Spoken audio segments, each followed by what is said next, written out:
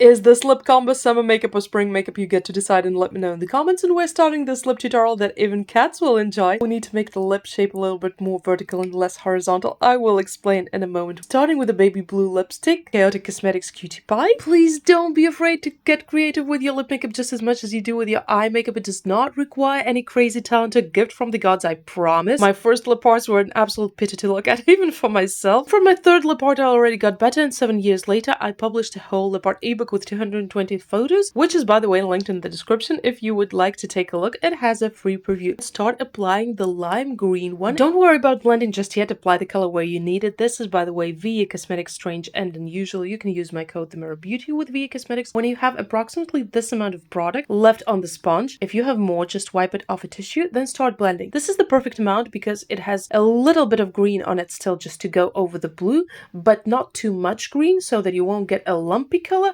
You will get a smooth gradient. And now I have promised to tell you about the more vertical lip shape and why we're making it. You can carve your lip line with foundation, by the way, to make it more crisp. This is because we're usually wanting to do some cool photos and videos over lip art, not necessarily for social media, but still most of these are either vertical or square, and this just looks better. If you're making this lip art, this creative lip makeup just to wear it out, then just don't worry about the lip shape. Just follow your natural one and then take a dark green liquid lipstick to start the creative lip art and start painting a wiggly wavy line on the lips. This is the stem where the flowers will be growing. This dark green liquid lipstick is Mandy Makeup J, and you can just go in small movements. Some people tell me that I have a steady hand. Well, I sometimes do.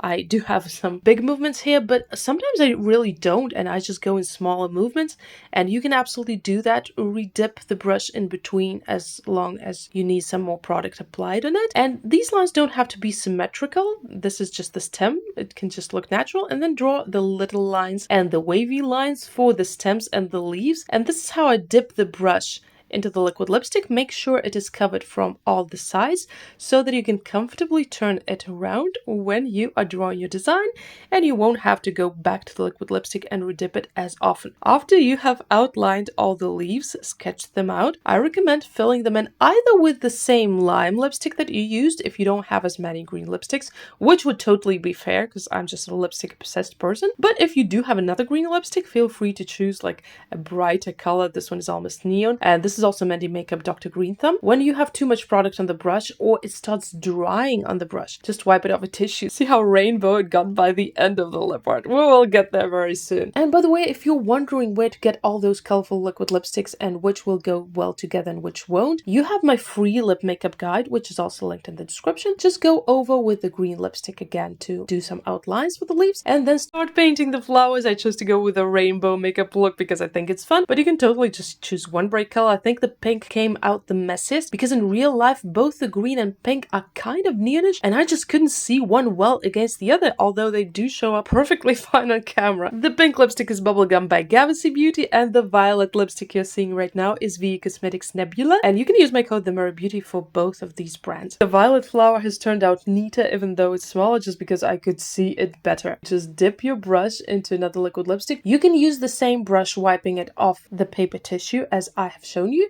or you can use different brushes for each color. And just looking at this lip tutorial, can you believe that people often prioritize eye makeup and think that lip makeup is nothing creative? It can be so creative too, don't take me wrong, eye makeup is also cool, but lip combos are so fun to do, and lip arts. After you have painted all the flowers, which I recommend going for dark or bold colors to show up, put a dot in the middle of each flower, either of a much lighter or much darker color, so that it really shows up. Here's how rainbow the tissue became. Here's the final result close up, but this is one of those lip arts that also looks good from a normal portrait view. You can see how well it matches the eyeshadow and the hair, and my cat is already trying to take my foundation off. He's helping with double cleansing, I guess. His name is Illusion. He says hi. And while I'm obsessing over how matchy the lip combo is, don't forget to tell me if it's summer makeup or spring makeup. If you want to see another lip combo done no less creative, just take a look at this video that popped up, and I'll see you there. Bye!